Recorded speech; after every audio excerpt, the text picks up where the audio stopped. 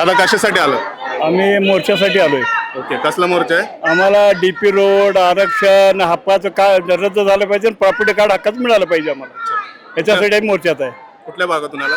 आम्ही चरगामधून आलोय. तुमच्या इथून जातो डीपी प्लॅन आहे? हो आहे तुमचं घर जातोय. जातंय. अशोक सोसायटीमध्ये जातोय तिकडे. पालिकेला काय सांगणार? पालिकेला आम्ही रद्द करा एवढंच. आम्ही गोरगरिबाचे आहे, कुणी माजी सैनिक आहे, कुणी छोटे मोठे घरं बांधलेले आहे, ते त्यांचं घरं पाडू नका एवढंच आम्ही त्यांना विनंती करणार. बाकी काय आम्हाला काय बिल्डिंग वगैरे नको आहे. आता मी माजी सैनिक आहे, मला 26 वर्ष झाली, दोन्ही गुड्याचं माझं ऑपरेशन झालंय, माझं घर पाडलं तर मी जाऊ कुठं आता? मी त्याच्यासाठी मी यांच्यासाठी आलोय म्हणलं बरोबरसाठी. झाला पाहिजे, रद्द झाला पाहिजे, नाही तर आमची सोय करा ना कुणीकडे तरी. प्रॉपर्टी कार्ड द्या आम्हाला, त्याची मोबाईलला द्या. आम्ही काय तुम्हाला विरोध करत नाही तुमच्या ह्याला विकासाला, पण आम्हाला कुठेतरी स्ट्राईक करा. आमचं जे म्हणणं ऐकून घ्या. आम्हाला माहिती नाही तुम्ही कुठून रोड टाकलाय, काय केलाय, कुणाला विश्वासात घेतलं नाही, पब्लिकला नाही, आमच्या नेत्याला तुम्ही ह्याच्यात घेतलं नाही, विश्वास घेतला नाही. आम्ही तिथं आता 20-40 वर्षापासून राहतोय.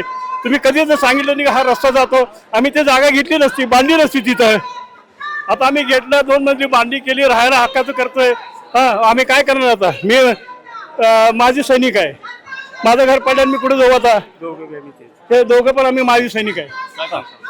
सांगायचं एवढंच की आम्ही देशाची संपूर्ण 32 वर्ष सेवा करून आमच्या स्वतःच्या पगारातून किंवा राहिलेल्या पैशातून या ठिकाणी घरं घेतली आणि त्याच्यावर या लोकांनी बुलडोजर, आम्ही नाही तुम्ही खाली केलं तर आम्ही बुलडोजर चालू. अरे काय हे चाललेलं आहे? बाहेर जाऊन तुम्ही बघा, इंडियामध्ये महाराष्ट्र सोडला तर सैनिकाला किती आदरानं मानतायत. आणि आम्ही चायना पाकिस्तानचे दोन्ही युद्ध आणि सही सलामत आलो, पण आमची कोणी कदर करत नाही. आमची एवढीच विनंती आहे की आमच्या गोष्टीवर लक्ष देऊन आमची कदर करावी.